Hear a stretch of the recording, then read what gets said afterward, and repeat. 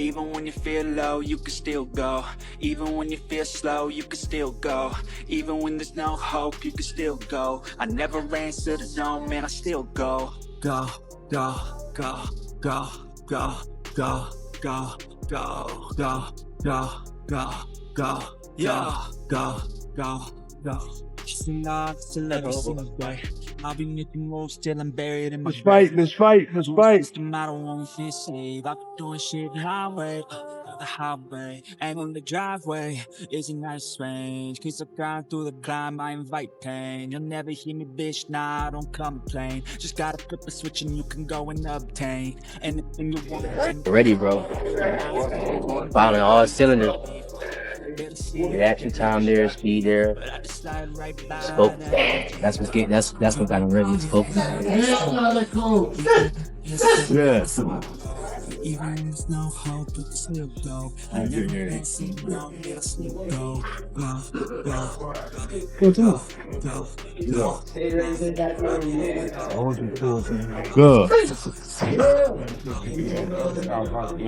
Good. Stay in your rhythm, champ. Stay in your rhythm. Your rhythm, your time, your fight. Let's go. He's trying hard. Good job. His effort. When you study how Shakur Stevenson is preparing for Teofimo Lopez, one thing becomes obvious. This entire camp is designed around surviving and controlling early chaos, not shining late once things feel comfortable or familiar.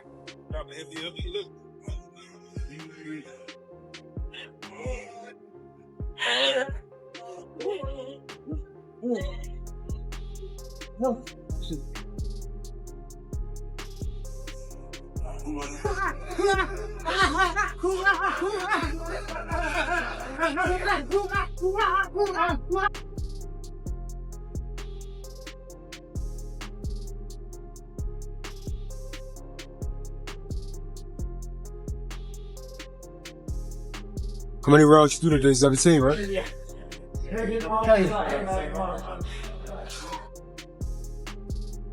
Teofimo is at his most dangerous in the first half of fights, and Shakur's conditioning reflects that reality. Fast-paced rounds, minimal rest, and drills that demand immediate distance recovery after pressure are central to the plan. The idea is simple: make pressure feel normal, not overwhelming. So, winning rounds under stress feels no different than cruising later on. So that's why when you like say you want to put certain early to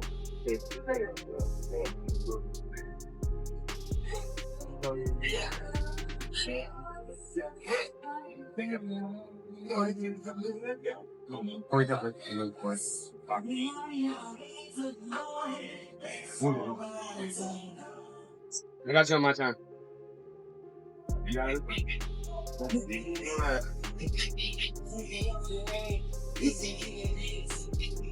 Shakur's major focus has also been tightening the small, defensive lapses that appeared in recent fights against Teofimo. One clean shot can change everything.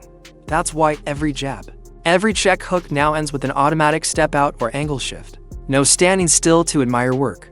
No giving Teofimo confidence that he can land just by forcing his way inside. Get out of there, get out of there, get out of there. There we go, there we go. Left 15, all the way down. I feel great. Sprints kind of be getting me right, get my conditioning right. Sometimes in a fight could turn into a sprint. Cause it's like, to start the pace fast as hell and then they can't keep up the pace. But the sprints will kind of get you in shape to where once you break down, sometimes you get a second win. Then you get another win. Then you get another win after that. So I did the sprints a lot in a Jamel Herring fight. That's why you seen me fight at a fast pace. And then once I slowed down, I picked it back up and I had all the energy in the world to do it. So we like. Asterisk for interview asterisk. Shakur's movement isn't about circling endlessly or running laps around the ring. It's about short, controlled steps that keep Teofimo close enough to swing, but never balanced enough to connect cleanly, mentally. The camp is about pattern recognition, studying how Teofimo jumps in, how he loads up on single shots, and how he pauses afterward. By the middle rounds, those attacks are meant to feel predictable instead of dangerous.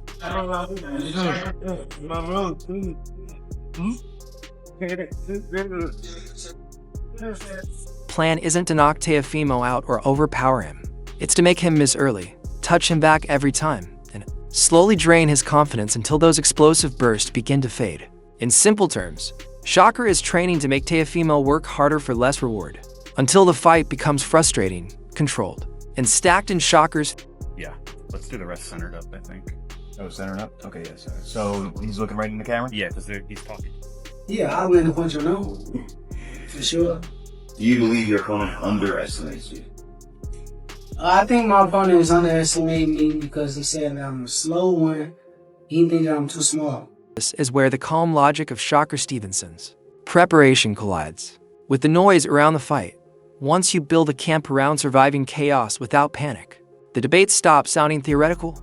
Listening to Shawn Porter and others go back and forth, you can hear the real argument underneath the jokes.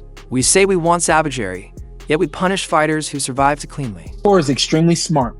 I can guarantee you this is what Shakur is going to do. Shakur is going to come out middle of the ring, work that jab, work that pawn that he does, all that, the feints. He's going to try to touch him with the jab, waiting on his moments to snap with that right hand, waiting on his moments to counter, waiting on his moment. And when they're not there, he's just going to slide off, go for that little walk. Reporters talk about restarts, spacing, and resetting the fight isn't boredom, it's how you drain the oxygen from Teofimo Lopez, a fighter who needs rhythm, breaks to feel dangerous and alive in the ring. Slide off, restart. Shakur is the kind of fighter that does not mind restarting. That was the thing, was one start, we want to do the best we can to get away from another restart, because the restart allows you to reset, allows you that space, you know, and stuff like that. And when people say Shakur needs to show the dog, it makes me laugh. Dogs get hit, and Shakur's entire career is built on not letting you touch him. We complain about movement, then admit Teofimo has had dull nights too, and suddenly no one wants to finish that sentence. That's boxing. The wild card talk is real, though, because Teofimo can flip a fight with one moment. The thing that I like about Shakur, though, is, you know, we already know the statistical numbers in terms of how much he gets hit per round and even per fight, which is low. But the other side of that is offensively very active. *9 interview Shakur wins by quietly removing options, round by round. My take is this: the more fans beg Shakur to fight differently, the more he becomes exactly who he is. He isn't chasing cheers, he's chasing minutes. And if Teofimo can't force trades, that nervous energy turns into shadowboxing with consequences. We don't like that he might throw 30, 40 punches around. He's usually on point when he throws. He don't miss. He finds his moments and then he turns it on. The difference is when he turns it on is he's delivered that power to a point where we actually sit back and all right, let's see, all right, round after round, like, all right, he's losing these rounds. This isn't really a debate about skill versus excitement. It's a debate about whether patience should be punished for being quiet. That's why this fight is dangerous both ways. Chaos needs permission, and Shakur trains to never give it, if order holds. We'll call it boring while watching precision age perfectly, if chaos lands. We'll act shocked even though we begged. Now listen, man, we talking about a situation where a fighter could be smart enough to just be right on point. What I mean by that is we could be in a situation where For *11 interview either way, someone's truth breaks. That's what keeps me locked in. Eyes open, bias checked. Waiting for the moment discipline gets tested under real fire, not Twitter noise, not nostalgia. The live consequences measured in rounds. But Teo's finding moments to steal moments in every round and steal rounds and actually win on the scorecards simply because he did just a little bit more. Simply because he was just a little bit more active. I don't know. And right after Porter broke down, restarts in patience like a veteran who's lived those moments, Benavidez slides in and flips the angle without raising his voice. His point is simple. People are missing what this fight is really about. Bernie says Shakur isn't just hard to hit, he lives in that cursed range, where you're close enough to feel brave and far enough to look foolish. And I nod, because that's the Mayweather effect he's describing. Not flash, just quiet frustration piling up, round after round. No, well, Shakur has the ability to diffuse you, you know, so I think he has the Mayweather effect where he can diffuse you. It's just on if he's going to take the more risk, you know, to stamp his victory. You know what I mean? To you know, he gonna let his hands go in the times that he could using his speed. You know, so that's just what I think it is with that. I think he know how to nullify what you're doing.